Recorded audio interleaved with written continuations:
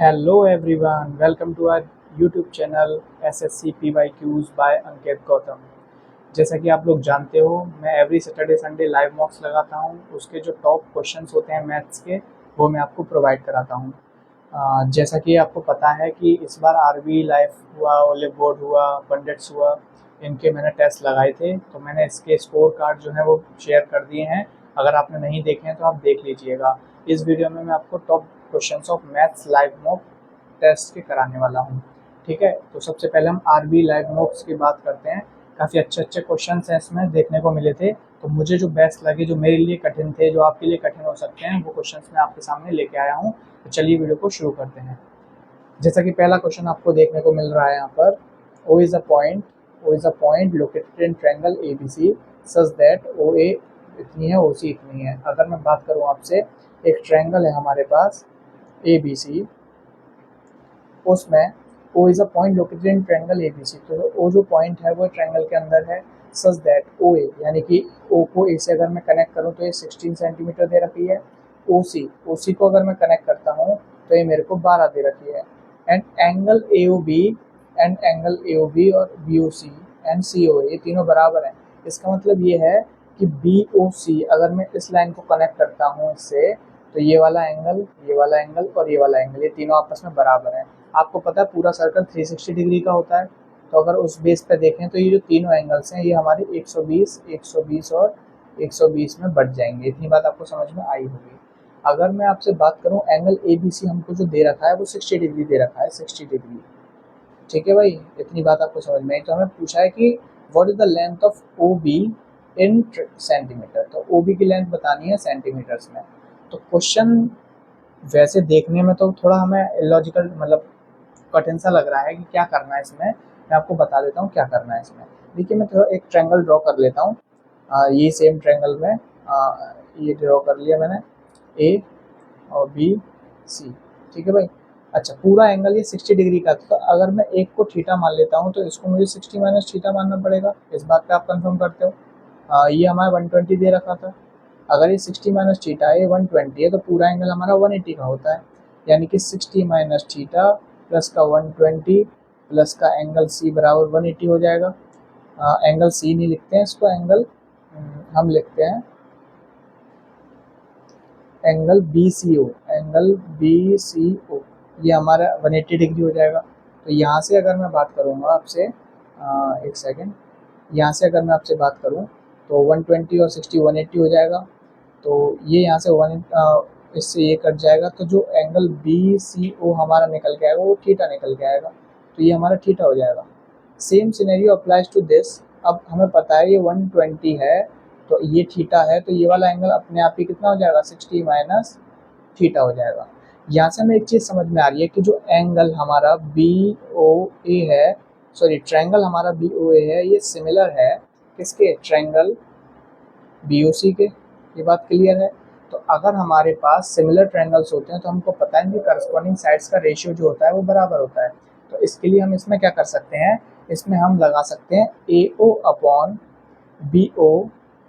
जैसा कि ए ओ आपको दिख रहा है ये, और ये जो बी ओ है ये इस ट्रायंगल के लिए है। सेम हम अगर बात करें तो बी ओ, इसके लिए ये बी ओ जो है वो ओ सी के बराबर है। ओ सी, जैसे मैं आपको बताऊं, ए ओ, ये जो ए ओ है, ये वाला जो ए ओ है, ये इस ट्रायंगल के बी ओ के बराबर है। ठीक है, और इस ट्रायंगल का जो बी ओ है वो किस ट्रायंगल के सी ओ के बराबर है। तो यहाँ से हम लिख सकते हैं बी ओ अपॉन सी ओ। ये सेम मैंने इस तरीके से किया है, आपको मैं बताता हूँ। जैसे कि यहाँ से मैंने लिया है ए ओ। अब ये ए ओ लिया है तो यहाँ से हमको ए ओ लिया है, और हमने लिया है बी ओ, ये वाला बी ओ। वही सेम काम हमें यहाँ करना है, हमें लेना है ओ बी और ओ सी। जब हम इसको करेंगे तो ये बी ओ का होल स्क्वायर हो जाएगा, और ये बनेगा ए ओ इंटू सी ओ। इसका हो जाएगा हमारे पास ए ओ। ए ओ कितना दिया हुआ था हमको, ए ओ दिया है यहाँ पर, ए ओ जो दिया है वो 16 दिया हुआ है, और जो ओ सी है हमको वो दिया 12। तो 16 इंटू 12 हो जाएगा, और जो बी ओ का स्क्वायर है वो 16 इंटू 12, यानी कि 16 इंटू 12 को अच्छा हम ऐसे लिख सकते हैं 4 इंटू 4 इंटू 3 इंटू 4। अगर मैं ऐसे कर दूँ तो यहाँ से मैं बी ओ डायरेक्टली निकाल सकता हूँ, ये पेयर बन जाएगा हमारे पास 4√12 हमसे क्या पूछा था, हमसे ओ भी पूछा था। एक सेकेंड, यहाँ से हमारे पास ये जो 4 है ये भी हमारे पास क्या आ जाएगा निकल के, एक सेकेंड रुकिए। यहाँ से जो हमारे पास ये तो 4 आ जाएगा, इसका 2 आ जाएगा, इसका √3 आ जाएगा। तो जो यहाँ से बी ओ है हमारे पास वो कितना निकल के आएगा, 8√3 निकल के आएगा। आपको बात समझ में आ रही है? इस तरीके से हम इस क्वेश्चन को सॉल्व कर सकते हैं। ये सिमिलरिटी के ऊपर क्वेश्चन है, अगर ये आपका पोर्शन वीक है तो इसको जाके रिवाइज कर लीजिएगा। ठीक है भाई, नेक्स्ट क्वेश्चन पर चलते हैं। और अगर आपको समझ में नहीं आता हो तो आप मेरे को कमेंट में बोल दीजिएगा, मैं आपको अलग से इस पर वीडियो बना के दिखा दूंगा। ठीक है भाई, next. A sum of 6,000 rupees was lent to two people, one at the rate of 12% and the other at the rate of 18%. तो एक को 12% के रेट से लेंड किया गया है, दूसरे को 18% की। If the simple interest after 1 year is 840 rupees, अगर सिंपल इंटरेस्ट जो है 1 साल की वो हमको 840 रुपीज़ मिल रही है, what is the sum at higher rate. तो देखो भाई, इतना सम था हमारे पास, है ना, इसको हमने दो लोगों में बांटा, 18% वाले में और 12% के लिए बांटा है। और जो टोटल हमें इंटरेस्ट कमाई वो 840 रुपीज़ कमाई है। तो हमसे पूछा है कि बताइए सम जो है हायर रेट पर वो कितने मतलब कितना सम होगा जिसको हमने हायर रेट पे दिया, 18% वाले का निकालना है। इस क्वेश्चन को हम किस तरीके से कर सकते हैं, तो देखिएगा, अगर मैं यहाँ पर लोअर और हायर लिख के आपको समझाऊँ, तो लोअर जो परसेंटेज है इंटरेस्ट की वो इतनी है और ये 18% है हमारे पास। यहाँ से हमको एक बात और समझ में आती है, क्या कि 840 रुपीज़ जो हमको मिले हैं इंटरेस्ट के वो 6,000 रुपीज़ में मिले हैं। और इंटू 100 अगर करके मैं इसकी परसेंटेज निकालना चाहूँ तो परसेंटेज कितनी आएगी भाई, 14% निकल के आएगी। यानी कि ये हमारे पास एक कंबाइंड परसेंटेज है, जो इन दोनों के बीच की परसेंटेज है, जो ऑल ओवर परसेंटेज हमारे पास निकल के आई है वो 840 रुपीज़ थी, यानी कि 14%। आपको एलिगेशन की चीज़ याद होगी कि 1% हमारे पास छोटी है, एक बड़ी है, और 1% इन दोनों के बीचों बीच आ रही है, तो हम एक एलिगेशन रूल लगा सकते हैं। एलिगेशन से हमको पता चलता है कि इन दोनों के बीच के जो सम का रेशियो है वो मालूम पड़ जाएगा। एक बड़े में से छोटे घटाएंगे, यहाँ से 4% निकलेगा, यहाँ से निकालेंगे तो 2% निकलेगा, यहाँ से एक रेशियो निकलेगा 2:1 का। इस 2:1 से हमारा ये सम बना हुआ है, यानी कि जो 3x की वैल्यू है वो 6,000 है। तो यहाँ से x की वैल्यू कितनी आ जाएगी, 2,000। हमसे हायर रेट का सम पूछा था जो कि हमारे पास 1 है, तो यहाँ से 1 की वैल्यू जो x की वैल्यू है वो 2,000 आ गई। तो ये हमारा आंसर हो जाएगा। आपको समझ में आ गया होगा। नेक्स्ट क्वेश्चन पे चलें भाई, चलिए। यहाँ पर बोला गया हमसे R pays 120 rupees to P। एक R है भैया जो 120 रुपये दे रहे हैं P को, विथ 5 रुपये, 2 रुपये और 1 रुपये के डिनोमिनेशन पे दे रहे हैं। टोटल नंबर ऑफ जो कॉइन्स दे रहे हैं वो हमारे पास 40 है। 40 है, कितना है जी,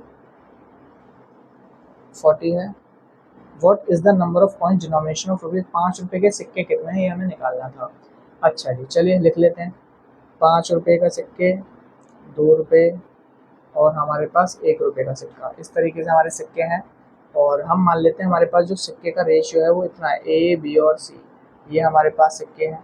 ठीक है भाई, तो यानी कि हमें दिया हुआ A + B + C जो सिक्के हैं हमारे पास वो टोटल 40 हैं, और हमको ये भी दिया हुआ है कि टोटल उसके पास रुपए कितने हैं, 120। और वो रुपये का किससे आएंगे, 5 रुपये के कितने सिक्के, 2 रुपये के कितने सिक्के और 1 रुपये के कितने सिक्के।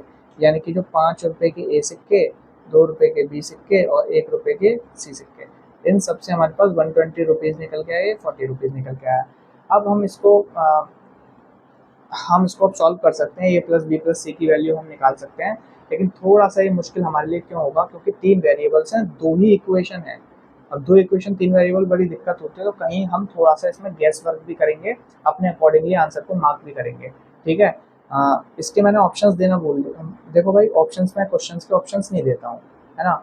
तो अब इसको हम बेसिकली ऑप्शन से करते हैं। इसमें एक ऑप्शन होगा, जैसे मैं आपको समझाता हूँ, ये क्या है, इक्वेशन 2 में से अगर इक्वेशन 1 को मैं माइनस करता हूँ तो आपको यहाँ से एक चीज़ दिख रही होगी कि जो 1 से कैंसिल आउट हो जाएंगे, 5A में से 1 जाएगा तो 4A बचेगा, 2A में से B जाएगा तो हमारे पास बचेगा प्लस का B, और ये हमारे पास 120 में से 480 जो जाएगा, 120 में से 40 जाएगा, तो ये हमारे पास 80 बच जाएगा।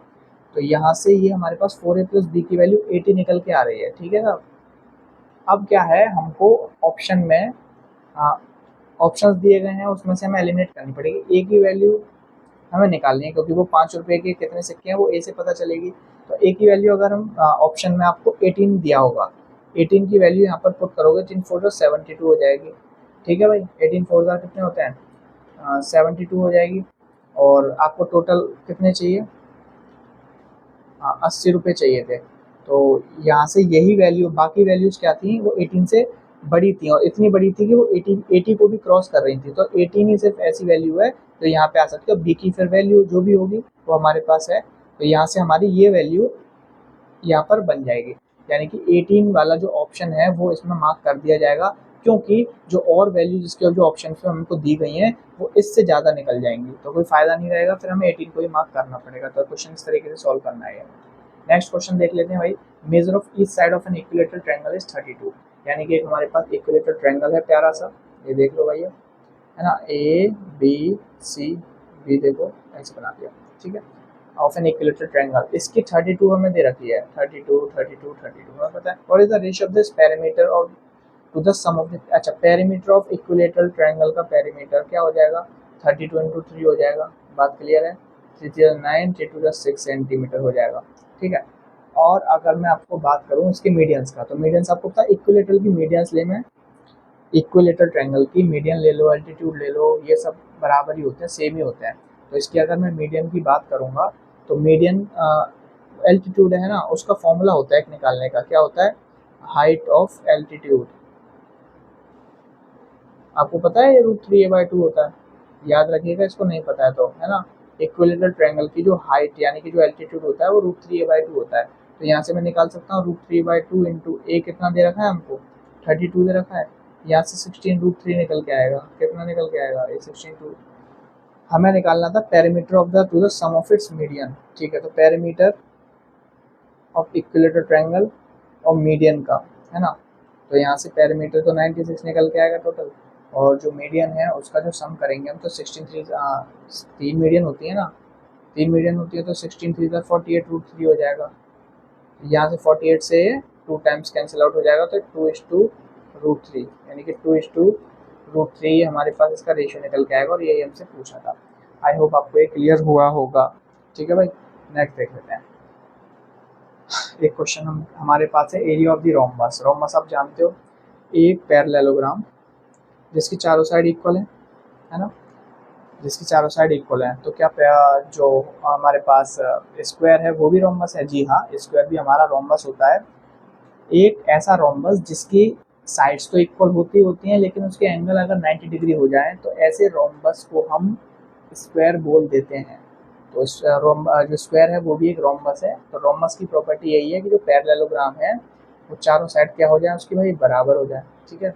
इसका एरिया ऑफ द रोम्बस हमको 98 दे रखा है और हाइट हमको 7 दे रखी है। तो पैरामीटर ऑफ द रोम्बस हमसे पूछा गया है कितना होगा।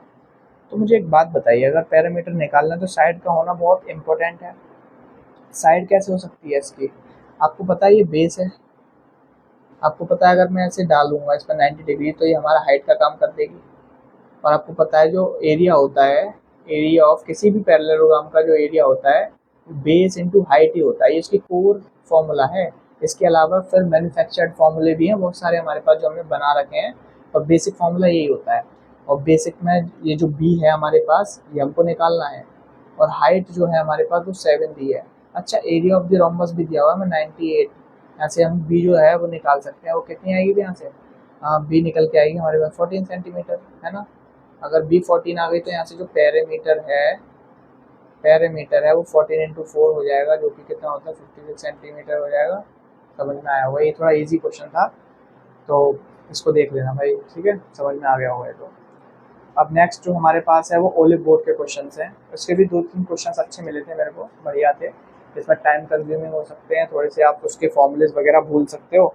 जैसे एक क्वेश्चन आपको दिख रहा है, ये वाला कितना बड़ा क्वेश्चन है ना। तो चलिए इस पर बात करते हैं थोड़ा सा। 2 बोट्स हमारे पास एम और एन, 2 बोट्स हैं, travel with the speed in still water 16 kilometre per hour की स्पीड से। अच्छा, 2 बोट हैं हमारे पास एम और एन। ये एम जैसा एन जैसा लग रहा है क्या, इसको मैं रफ कर देता हूँ ना, इसको एम बनाते हैं। ये हमारे पास एम है, एम और N travel with the speed in still water. Still water में मैं मान लेता हूँ स्टिल वाटर की स्पीड एक्स है, तो वो 16 किलोमीटर पर आवर की स्पीड से कर रहा है, और जो एन है वो हमारी 20 किलोमीटर पर आवर की स्पीड से कर रही है। And the speed of the stream, अच्छा स्ट्रीम यानी कि जो लहर है वो कितने की चल रही है, 4 किलोमीटर, वो दोनों के लिए चल रही है, एम के लिए भी एन के लिए भी। तो यहाँ पे जो वाई की स्पीड है वो तो 4 ही रहेगी, 4 किलोमीटर पर आवर, यहाँ पे भी सेम रहेगी। ठीक है भाई, इतनी बात क्लियर है। अब हमसे बोला गया then what is the ratio of the distance covered by M, ढाई 2.5 आवर्स इन अप स्ट्रीम में और 4 आवर्स इन डाउन स्ट्रीम। यानी कि हमसे पूछा what is the ratio of the distance both M 2.5 hours upstream और 4 hours down stream में जितना भी डिस्टेंस कवर करेगी, और down N both 3 hours in downstream and 4 hours in upstream, इसमें जितना कवर करेगी वो हमें निकालना है। देखो क्वेश्चन लेंथी है, क्वेश्चन कठिन नहीं है, लेंथी है, ठीक है ना। इसमें क्या है, हमें जो एम है, पहले एम बोट की बात कर लेते हैं, एम बोट है ना, एम बोट की बात कर लेते हैं। तो इसमें पहली बात करेंगे हम अप स्ट्रीम की। मुझे बताइए भाई अप स्ट्रीम में होता क्या है। अप स्ट्रीम में जो स्पीड्स होती हैं हमारे पास, यहाँ पर जो भी अप स्ट्रीम की जो स्पीड्स हैं, जैसे हमें क्या दिया हुआ था यहाँ पे, बोट एम में 2.5 hours in up stream. Up stream में क्या होता है, जो स्पीड है वो माइनस होती है और डाउन स्ट्रीम में प्लस हो जाती है। तो एम बोट की बात करें तो एम का और 4 का, ये जो 16 है और ये 4 है, अप स्ट्रीम में 16 माइनस 4 12 हो जाएगा। ठीक है, तो स्पीड जो रिलेटिव स्पीड निकल के आएगी वो 12 निकल के आएगी। और जो इसको टाइम दे रखा है वो हमको कितना दे रखा है, एम बोट को अप स्ट्रीम में 2.5। तो यहाँ से जो अप स्ट्रीम की जो डिस्टेंस है कि कितना डिस्टेंस कवर करेगा, वो कैसे निकल के आएगा हमारे पास, 2.5 टाइम का मल्टीप्लाई हम किससे करेंगे, 16 माइनस 4 से, यानी कि 2.5 का मल्टीप्लाई हम करेंगे 12 से, तो 12 टू 24, 12 60, 30 किलोमीटर निकल के आएगा। ठीक है, ऐसी। अब जब एम की बात हम डाउन स्ट्रीम के लिए करेंगे, डाउन स्ट्रीम में क्या होगा, डाउन स्ट्रीम में भी भाई टाइम दे रखा है हमको, 4 घंटे लग रहे हैं उसे, है ना। डाउन स्ट्रीम में स्पीड जुड़ जाती है, तो 16 और 4 यानी कि 20 हो जाएगा, तो ये 80 हो जाएगा।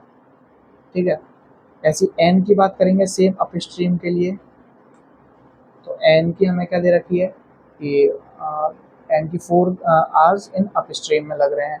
तो अप स्ट्रीम में लग रहे हैं तो इसका मतलब 20 में से 4 जाएंगे तो कितने बचेंगे, 16। तो यहाँ पर हो जाएगा हमारे पास 4 इंटू 20 माइनस का 4, 16 यानी कि 64 किलोमीटर।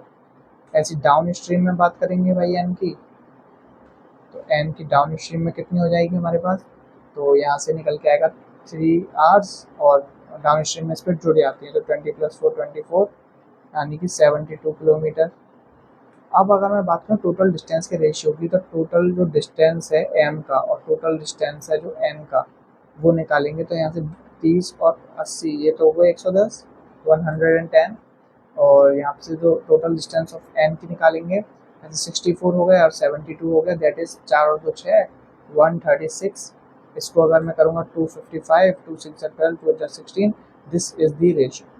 बात क्लियर हो रही होगी भाई, है ना। क्वेश्चन लेंथी था, कठिन नहीं था, अगर आप ढंग से इस क्वेश्चन को पढ़ोगे तो आपको समझ में आ जाएगा। नेक्स्ट क्वेश्चंस की बात कर लेते हैं। हाँ जी भाई, ये क्वेश्चन है, ये तगड़ा क्वेश्चन लगा मेरे को, मतलब बहुत ज़्यादा क्वेश्चन इस पे टॉपिक पे आते नहीं है ना, तो याद नहीं रहते हैं, इसको भी याद रखना। देखो इसमें सीन क्या है, इसका सीन है, आपको पता है किसी भी ट्रायंगल का जो एंगल होता है ABC, उनका सम 180 होता है। ठीक है, यहीं से अगर A+B+C का सम अगर 180 है, तो यहीं से एक हमारे पास प्रॉपर्टी है cot A cot B plus cot B cot C plus cot C cot A, ये हमारे पास 1 होगा अगर ये वाले केस होते हैं। अगर A B और C का सम 180 है तो इट इज़ दी फॉर्मूला। समझ में आ गई बात आपको, हमेशा ये 1 आएगा। तो यहाँ पर अगर मैं देखूँ, यहाँ पर 78 दे रखा है, 47 दे रखा है और एक 55 दे रखा है। तो 78 और 47 और 55 को अगर मैं जोड़ता हूँ तो यू विल गेट दी 180। तो 180 अगर ये हमारे पास आ गया तो इसका आप देख सकते हो ए की जगह पे यहाँ पर 78 है, बी की जगह 47 है, ऐसी बी की जगह 47 है, सी की जगह 55 है, सी की जगह 55 और ए की जगह वही फिर से 78 है। तो ये यही फॉर्मूले को फॉलो कर रहा है। तो यहाँ से हम निकाल सकते हैं कि cot A cot B cot B ये सब का सम जो आएगा वो 1 आएगा। ठीक है भाई, ये क्वेश्चन भी अच्छा था, जिसको लॉजिक पता है बहुत जल्दी कर देगा, वरना वो कभी नहीं कर पाएगा, ऐसा क्वेश्चन है। नेक्स्ट हमारे पास जो क्वेश्चन है वो है इन द गिवन फिगर। आपको एक फिगर दिख रही है, एंगल ए हमारे पास 90 डिग्री है, बी एम दे रखा है आपको 5.4 और ये सी एम दे रखा है आपको, ये एम है भाई, है ना। Area of the triangle ABC निकालना है। तो आपको इतने तो पता होगा कि जो सर्कल है एक बाहर के पॉइंट से टेंजेंट निकल के आ रही है, तो ये जो टेंजेंट होती है बराबर होती हैं, ये भी बराबर होगी। अगर मैं इसको x मान लूँ, इसको x मान लेता हूँ, इसको 4 माना, इसको 4, ये 5.4 है, तो ये भी कितना हो जाएगा 5.4। इतनी बात क्लियर है। अब वही पाइथागोरस थ्योरम लगा सकते हो आप, है ना, हाइपो का स्क्वायर प्लस बेस का स्क्वायर परपेंडिकुलर का। तो ये यहाँ से जो बी सी का स्क्वायर है ये किसके बराबर हो जाएगा, ए बी का स्क्वायर प्लस के सी का स्क्वायर, इसके बराबर है। तो यहाँ से हम निकाल सकते हैं ये 5.4 और 4 कितने हो जाएंगे, 9.4 का होल स्क्वायर जो है वो 5.4 प्लस एक्स का होल स्क्वायर प्लस का एक्स प्लस 4 का होल स्क्वायर, ये निकल के आएगा भाई। ठीक है, इसको सॉल्व करना काफ़ी कठिन है, मतलब एक तो पॉइंट में दे रखा है, दूसरे स्क्वायर्स वगैरह हैं, तो बड़ा दिक्कत है। तो इसके लिए हम इस तरीके से इसको सॉल्व ना करके मैं आपको एक और तरीका बता देता हूँ, उससे आप डायरेक्टली इसको सॉल्व कर पाओगे। जब भी कभी ऐसा क्वेश्चन आ जाए तो area of triangle A B C अगर आपसे पूछा जाए, तो हाइपोटेनियस की जो साइड्स बटी हुई हैं, यानी कि जो B M into M C अगर आप करोगे तो you will find the answer directly. तो आप याद रखिएगा बी एम यानी कि 5.4 इंटू 4 का अगर मैं करता हूँ तो ये कितना आएगा, ये 4 4 16 5 4 24 21.6 सेंटीमीटर स्क्वायर आपको ये एरिया ऑफ द ट्रायंगल मिल जाएगा। तो यहाँ से आप ये चीज़ याद रख लेना, ठीक है। बाकी अगर भूल जाते हो तो ये प्रोसेस अपनाना और ना डायरेक्टली याद रखना, ठीक है। टाइम ज़्यादा लग जाएगा अगर इस तरीके से आप सॉल्व करोगे, तो इस तरीके से करोगे तो जल्दी क्वेश्चन सॉल्व हो जाएगा और बहुत समय बच जाएगा, ठीक है। आगे बढ़ते हैं। अब आते हैं हम अपने पंडिट्स पे, है ना। पंडिट्स भाई मतलब बढ़िया काम कर रहे हैं जो भी है ना। सिलेक्टेड लोग हैं और जो सिलेक्शन दिलवा भी रहे हैं लोगों को, नए नए लोगों को बता रहे हैं, अच्छा पेपर भी बढ़िया बनाते हैं, मैथ के क्वेश्चन काफ़ी अच्छे डाल देते हैं। तो चलिए इनको भी सॉल्व करते हैं। A man travelled the distance of 84 kilometre in 7 hours. एक आदमी 84 किलोमीटर 7 घंटे में ट्रैवल करता है, तो यहाँ से आप स्पीड निकाल सकते हो। कुछ फुट पर करता है यानी कि 10 किलोमीटर पर आवर की स्पीड से करता है, और पार्ट वन बाइसिकल पर भी करता है जो कि 25 किलोमीटर पर आवर की स्पीड है। The distance travel on the 4 days. तो पैदल वो कितना डिस्टेंस ट्रैवल कर लेता है ये हमसे पूछा गया है, ठीक है। तो चलिए इसको भी ज़रा देख लेते हैं। मैं मान लेता हूँ, अच्छा टोटल टाइम हमको दे रखा है ना फुट और इसका, यानी कि फुट प्लस बाइसिकल का जो टोटल टाइम है हमारे पास वो हमें साफ दे रखा है। तो अगर मैं दोनों का पार्टली टाइम निकाल लूँ, यानी कि फुट पे उसे कितना टाइम लगा होगा, तो मैं इस तरीके से कर लेता हूँ। मान लो उसने डिस्टेंस चलिए, लेट एक्स डिस्टेंस ट्रेवल, कितनी डिस्टेंस चली है भाई उसने, एक्स डिस्टेंस ट्रेवल कितनी डिस्टेंस चली है। अगर ये एक्स डिस्टेंस चल रहे हैं भाई साहब, तो टाइम बराबर होता है डिस्टेंस अपॉन स्पीड। अब जो पहली जो फुट की स्पीड है वो तो 10 है। ऐसे ही दूसरे की अगर बाइसिकल की बात करूँगा तो टोटल हमारे पास 84 किलोमीटर चल रहा है, एक्स चल गया तो दूसरा 84 माइनस एक्स बचा, और ये चल रहा है हमारा कितने पे, ये चल रहा है कितने पे 25 पे, तो ये 7 आ जाएगा। टोटल टाइम कितना लग रहा है 7। इसको सॉल्व कर लेते हैं भाई, एलसीएम कितना आएगा इसका, एलसीएम ले लेते हैं। एलसीएम आएगा इसका 50, 10 5 55x प्लस 25 2 48 प्लस 16 माइनस का 2x बराबर 7। यहाँ से 3x बराबर आ जाएगा 350 माइनस का 168। यहाँ से बचेगा हमारे 10 में से 2 गए, 14 में से 6 गए, 8 बचे, 182 x बराबर 182 अपॉन का 3। यहाँ से निकल के आएगा 3 6 18.66 किलोमीटर, सॉरी किलोमीटर क्यों, हम तो क्या निकाल रहे हैं, हम निकाल रहे हैं, हाँ डिस्टेंस ही निकाल रहे हैं ना, किलोमीटर। ठीक है भाई, इसको याद रखना, ये भी इजी क्वेश्चन था, ज़्यादा कठिन नहीं था इसका, ठीक है, इसको भी याद रखिएगा। नेक्स्ट चलते हैं आगे की तरफ, हम चलते हैं। अब जो नेक्स्ट क्वेश्चन है वो है, a man sells 1/6 of his stock at 10% profit. बहुत बढ़िया। 1/3 स्टॉक वो है 15% प्रॉफिट पर बेचता है, और रिमेनिंग बच गया वो 5% प्रॉफिट पर। Total is gain is equal to the cost of 132 items. तो भैया गेन की परसेंटेज अभी हमें परफेक्ट पता नहीं है, हमको तोड़ तोड़ के मालूम है कि 1/6 कितनी है, इतना 1/3 का इतना है। तो टोटल एक बार परसेंटेज निकालने की हमें कितना प्रॉफिट हुआ है, तो कैसे निकल जाएगा हमारा, हम क्या करेंगे, हम देखेंगे 1/6 में 15% का प्रॉफिट है, प्लस जो 1/3 है उसमें, सॉरी ये 15 नहीं है, ये 10% है ना, और ये हमारे पास 15% है, और जो बच गया हमारे पास अब 1/6 और 1/3 है। तो बच गया वो कैसे निकालेंगे, वो ऐसे निकालेंगे भाई, 1 माइनस 1/6 माइनस का 1/3। तो यहाँ से हमारे पास एलसीएम 6 आ जाएगा। आप वैसे अलग भी तरीके से कर सकते हो, 6 1 माइनस का 2, ये 3/6 यानी कि 1/2। ठीक है, तो ये 1/2 इंटू कितने परसेंट का है भाई, 5% का। तो यहाँ से हम ऑल ओवर परसेंटेज अगर इसकी कैच करें तो कितनी निकल के आएगी, तो यहाँ से भी एलसीएम 6 ले लोगे, ये 10% प्लस 3 से 2 टाइम्स 30%, और ये यहाँ से निकल के आया 2 3 6 5 से 15%, 3 40 40 और 155/6%। This is the actual profit, है ना, जो टोटल पे हुआ। जो इनको जो total his gain is equal to the सिर्फ 132 आइटम के कॉस्ट के बराबर है, यानी कि जो गेन आप जो 55.6% बोल रहे हो ना, ये 132 के कॉस्ट प्राइस के बराबर है, ऐसा समझ सकते हैं। यहाँ से समझो how much was his stock, तो कितने रुपए का उसका स्टॉक था, तो भाई इतना परसेंट इतने कॉस्ट प्राइस के बराबर है, तो बताइए how much was his stock, उसका स्टॉक था कितना, यानी कि कितने आइटम्स थे उसके पास। ये 132 आइटम्स है ना, 132 आइटम्स है, तो हमें 1% में कितने आइटम्स आएंगे ये निकालने के लिए 132 इंटू 6/55 करेंगे, और 100% के लिए हम इतना कर देंगे। तो यहाँ से हमारे पास आएगा 11, 11 से 22, 11 1 is 11 to the 22, 12 into 6 into 20, तो आपको मिलेगा 1440, इतने आइटम्स के बराबर। ठीक है, इतने आइटम्स उसके पास थे, याद रखिएगा इस बात को, ये भी अच्छा क्वेश्चन था, बढ़िया था, मज़ेदार। चलिए नेक्स्ट क्वेश्चन पे आ जाते हैं। नेक्स्ट क्वेश्चन हमसे बोल रहा है one type of liquid contains 30% water in a mixture. ये भी थोड़ा सा परेशान किया था इस क्वेश्चन ने मेरे को, इसको भी देख लो। ये है one type of liquid contains 30% of water. हमने ले लिया मिल्क और वाटर, है ना, मिल्क और वाटर की बात चल रही है यहाँ पर। 30% पानी है तो भाई 70% मिल्क होगा, ये बात सब समझ में आती है। अच्छा सेकंड टाइप, ये तो फर्स्ट टाइप है। सेकंड टाइप ऑफ जो लिक्विड है उसमें क्या है आपका, मिल्क और वाटर का सॉल्यूशन में कितना दे रखा है, 75% ऑफ द मिल्क है।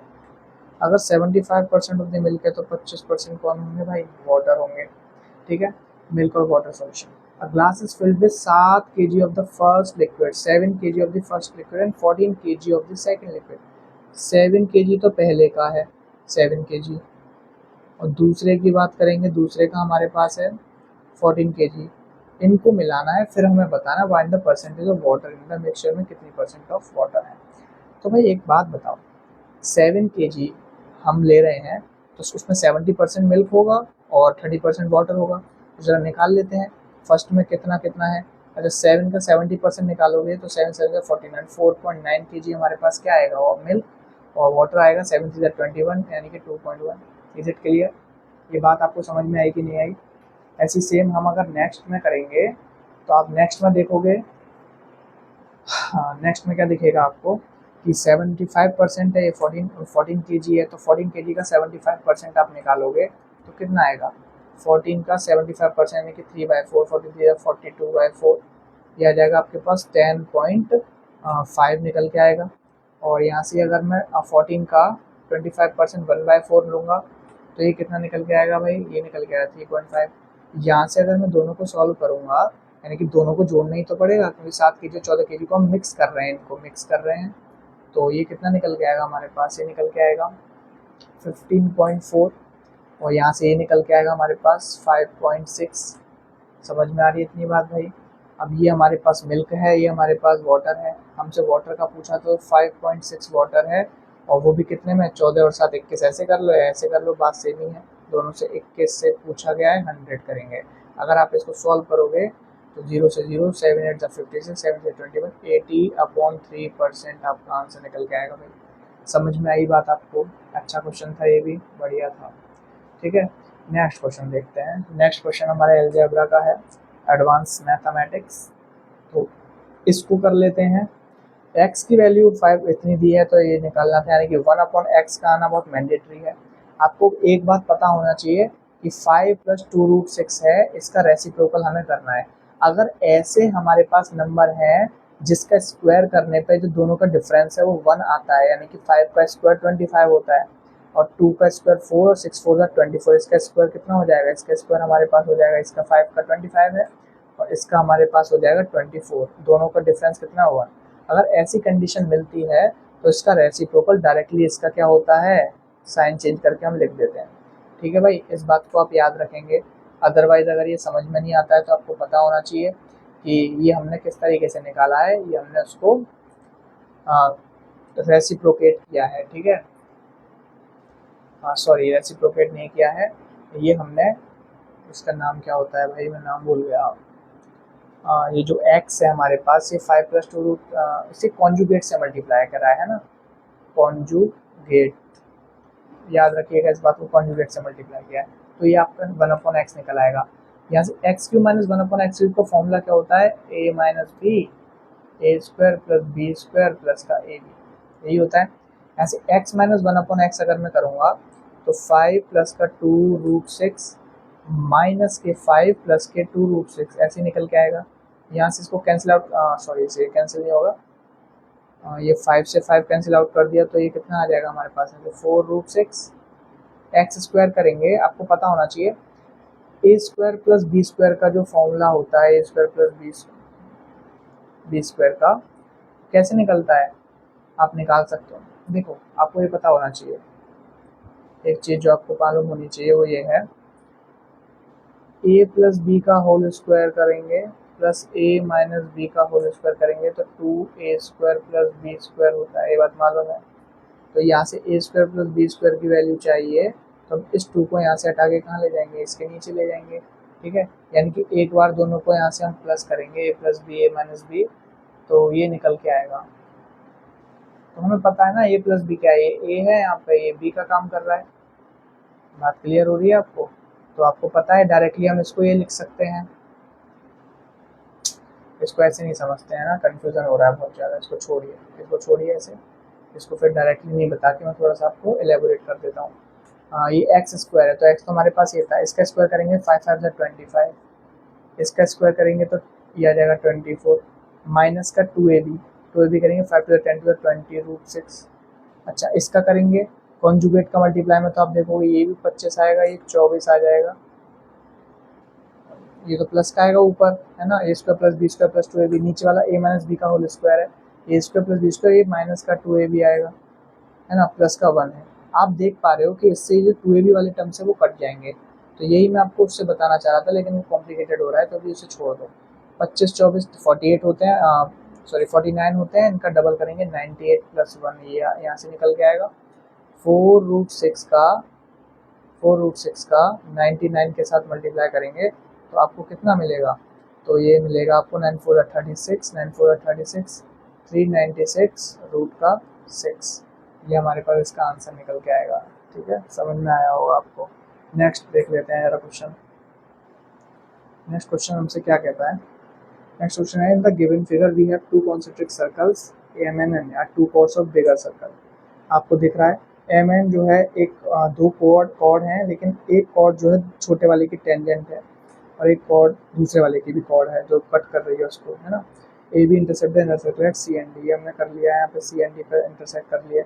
ए बी कितना दिया हुआ है हमें, ए बी दिया हुआ पूरा 30 दिया है, ए बी 30 दिया है, सी डी हमारे पास 24 है, यानी कि ये वाली चीज़ जो है ये यहाँ पर हमें कितनी दी हुई है, सी डी जो है हमें 24 दिया हुआ है। ठीक, यहाँ से हम क्या कर सकते हैं, यहाँ से हम एक सेकेंड, यहाँ से हम क्या कर सकते हैं, ये 24 दिया है, ये भी अच्छा क्वेश्चन है ना।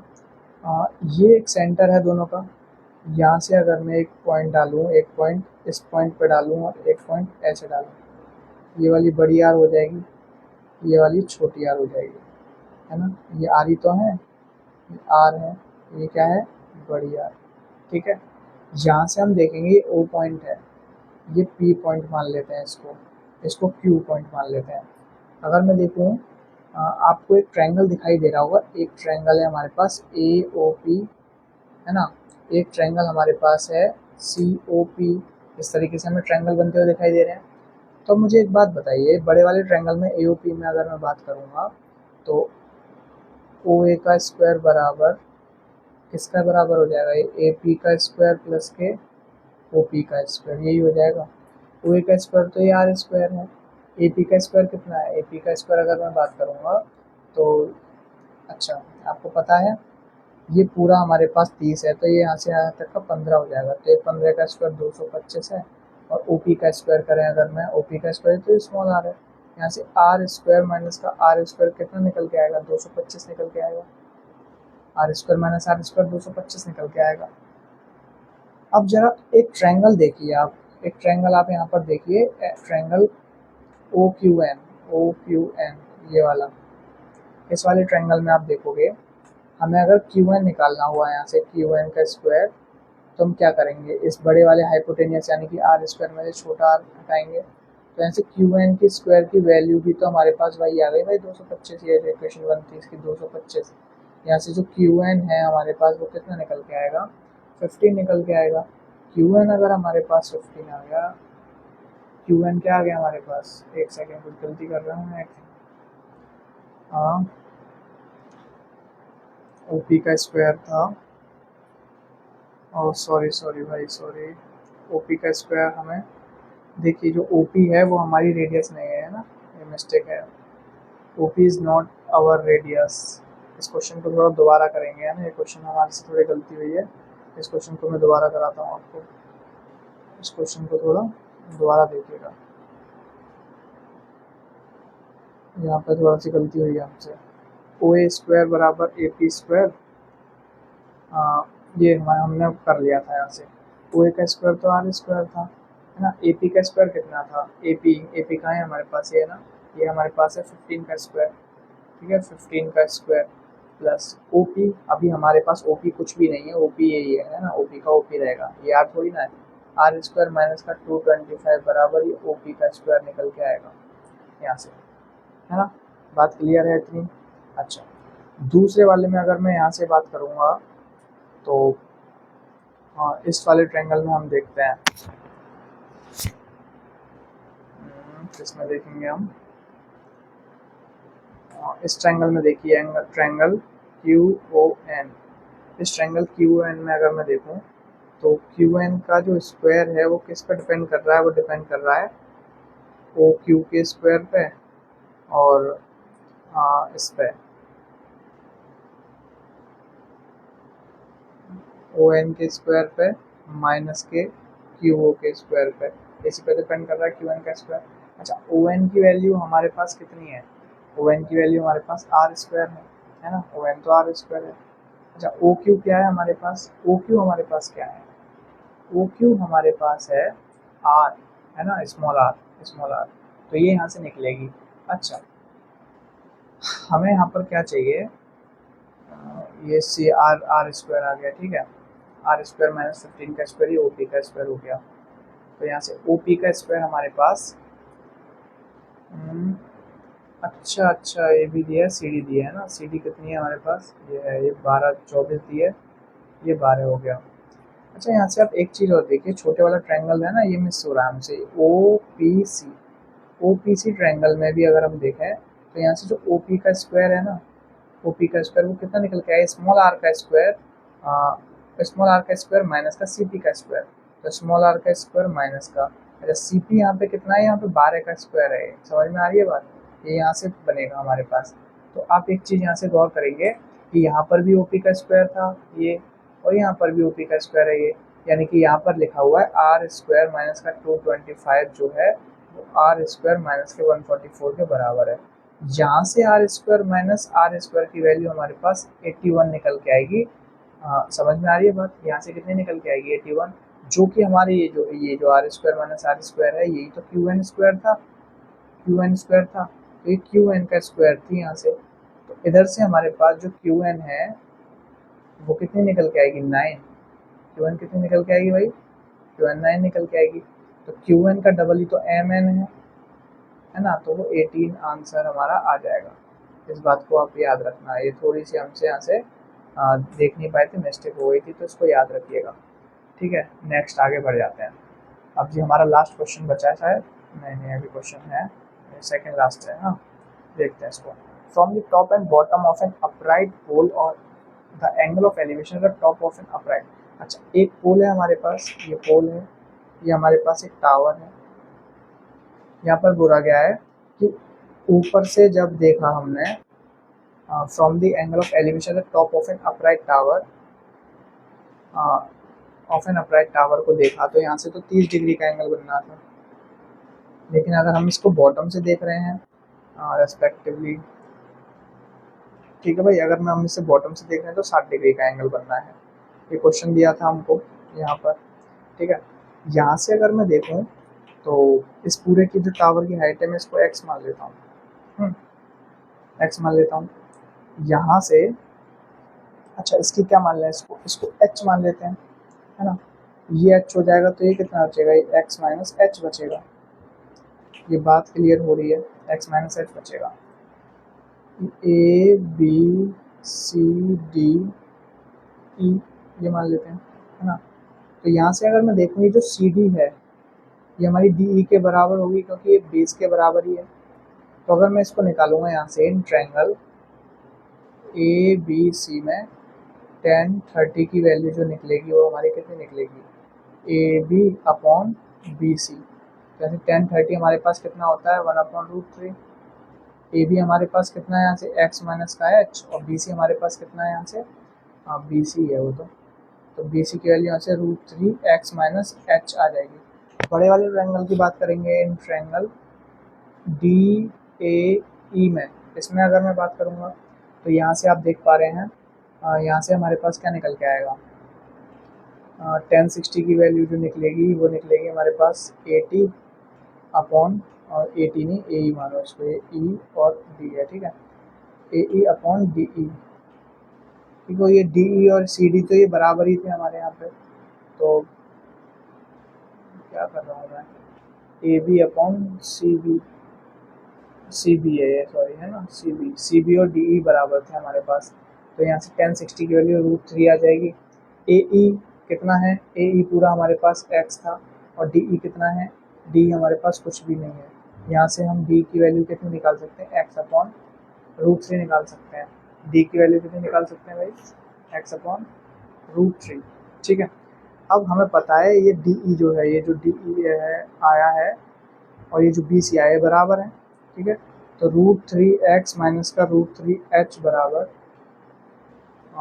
कितना आ जाएगा हमारे पास, x अपॉन √3। तो यहाँ से ये 3x हो जाएगा, ये 3h हो जाएगा, और ये x बचेगा, ये 2x बराबर 3h आ जाएगा।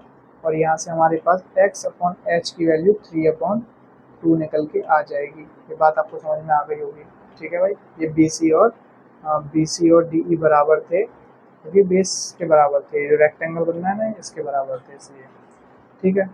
अब आते हैं अपने नेक्स्ट क्वेश्चन पे, जो है हमारे पास, देख रहे हो कितना बड़ा क्वेश्चन है ना। ऐसे B invested double the amount invested by A, B ने इन्वेस्ट करे double the amount invested by A जितना अमाउंट इन्वेस्ट कर रहा है बी ने उसके डबल करे, यानी कि ए और बी लगा देते हैं और इन्वेस्टेड अमाउंट लिख लेते हैं, तो बी ने डबल करे हैं ए के।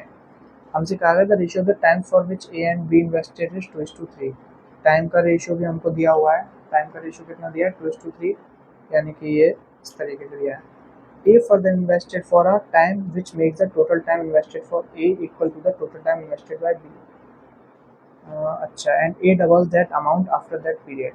ये बोलना चाह रहे हैं हमसे कि A ने और इन्वेस्टमेंट किए, रुक नहीं रहे भाई साहब, इनमें बहुत पैसा है तो ये और इन्वेस्ट कर रहे हैं।